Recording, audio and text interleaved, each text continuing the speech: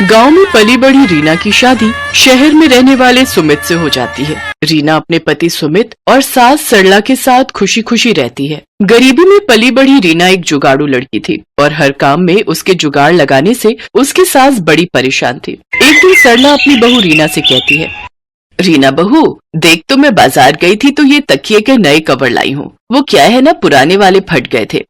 जानती हूँ माँ जी, इसलिए मैंने पुराने रखे सभी कवर को जोड़कर नया कवर बना दिया। ओह अच्छा, मैं तो भूल ही गई थी कि मेरी बहू तो जुगाड़ू है। वो हर चीज में कोई न कोई जुगाड़ लगा ही लेती है। अच्छा, अब इन नए कवर को अलमारी में रख दे, कोई मेहमान आएगा तब निकाल लेंगे इसको। ऐसे ही कुछ दिन बीत जाते हैं। फिर एक रोज सरला और सुमित डिनर करने के लिए बैठे होते हैं। रीना गर्मा गर्म रोटी पकाकर उन्हें खिला रही होती है, लेकिन थोड़ा वक्त बीत जाता है तो रीना रोटी लेकर नहीं आती। तब सुमित उसे आवाज देते हुए कहता है, अरे रीना, कहाँ रह गई? जल्दी रोटी लाओ ना, मेरी रोटी खत्म हो गई है।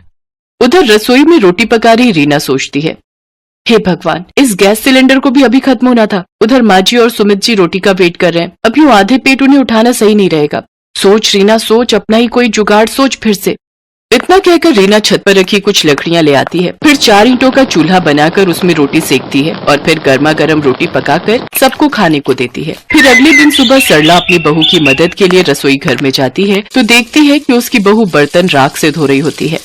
अरे बहू, ये क्या कर रही है? तू राख से बर्तन धो रही है? हाँ माँ जी, अभी देखिएगा सारे बर्तन कैसे चमक जाएंगे। अरे हमारे गांव में तो साबुन कहाँ होता था, हम तो राख से ही बर्तन धोते थे। बर्तन में भी चमक आ जाती है, साथ ही साबुन के पैसे भी बच जाते हैं। हाँ हाँ, वो सब तो ठीक है, पर एक बात बता, तू ये राख लाई कहाँ से?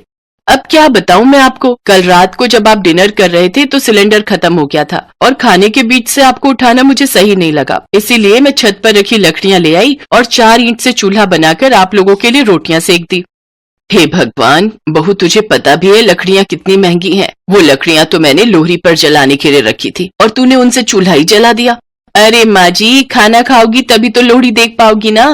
अरे मेरी जुगाड़ू बहू, घर पर एक और सिलेंडर भरा हुआ रखा था, तू उसे लगा लेती ना। माँ जी, आप तो जानती हैं मुझे सिलेंडर लगाना नहीं आता और खाने के बीच आप लोगों को उठाना जरूरी नहीं समझा। हाँ, कह तो तू बिल्कुल सही रही है। मैं तो भूल ही गई थी कि मेरी बहू को तो सिर्फ जुगाड़ लगाना आता है, दिमाग चलाना तो उसे आता नहीं। ये कहकर सरला वहाँ से चली जाती है। फिर एक दिन सुमित को ऑफिस जाने के लिए देर हो रही होती है तो वो जल्दी में नाश्ता करता है कि तभी पास में रखा पानी का गिलास उसके फोन पर गिर जाता है। ओह नो, ये क्या हो गया? क्या हुआ सुमित जी? मेरे फोन में पानी चला गया है और अब ये 1 हफ्ते के लिए बंद हो जाएगा। मेरी तो इम्पोर्टेंट मीटिंग्स थी, साथ ही मुझे अपने क्लाइंट्स को कॉल भी करना था। कुछ समझ में नहीं आ रहा है कि क्या करूं। आप चिंता मत कीजिए, मैं आपका फोन 1 दिन में ठीक कर दूंगी, तब तक आप मेरा फोन इस्तेमाल कर लीजिए। क्यों, तुम क्या 1 दिन में कोई जादू करने वाली हो क्या? अच्छा, मुझे देर हो रही है, तुम जल्दी अपना फोन दो, मैं उसमें अपनी सिम लगा लेता हूँ। सुमित के ऑफिस जाते ही रीना उसके फोन को आटे के कनस्तर में डाल देती है। अगले दिन रीना सुमित को उसका फोन देती है तो वो जैसे ही फोन ऑन करता है तो वो पहले की तरह ही काम करना शुरू कर देता है। अरे वाह रीना, अब तुमने कौन सा जुगाड़ लगाया इसे ठीक करने में? जी, आपके फोन में थोड़ा पानी चला गया था, इसलिए मैंने इसे सुखा दिया आटे के कनस्तर में डालकर।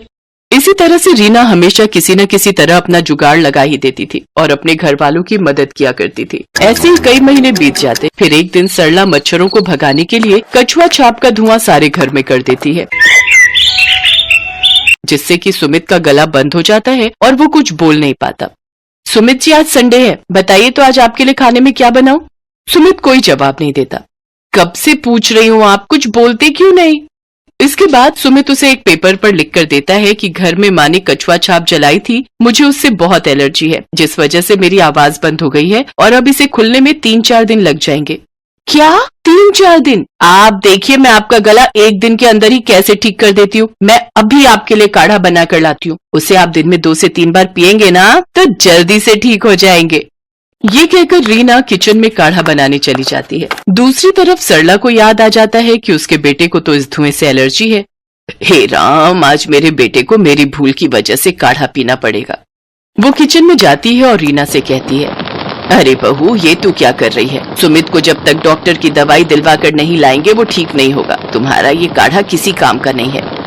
माँ जी, ये काढ़ा बहुत ही कमाल की चीज है, आप बस मुझे 1 दिन का वक्त दो। अगर 1 दिन में इनकी आवाज वापस नहीं आती तो फिर हम इन्हें डॉक्टर के पास ले जाएंगे।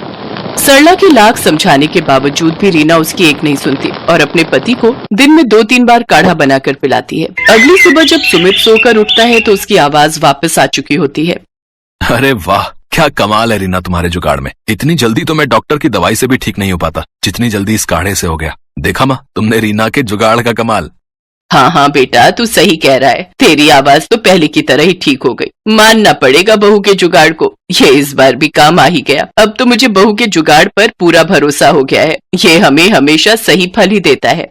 तो मान गए ना आप लोग मेरे जुगाड़ को कि ये कोई नुकसान नहीं देता और हमेशा सही वक्त पर काम आता है। हाँ हाँ मेरी जुगाड़ू बहू। ये कहते ही सभी जोर जोर से हंसने लगे।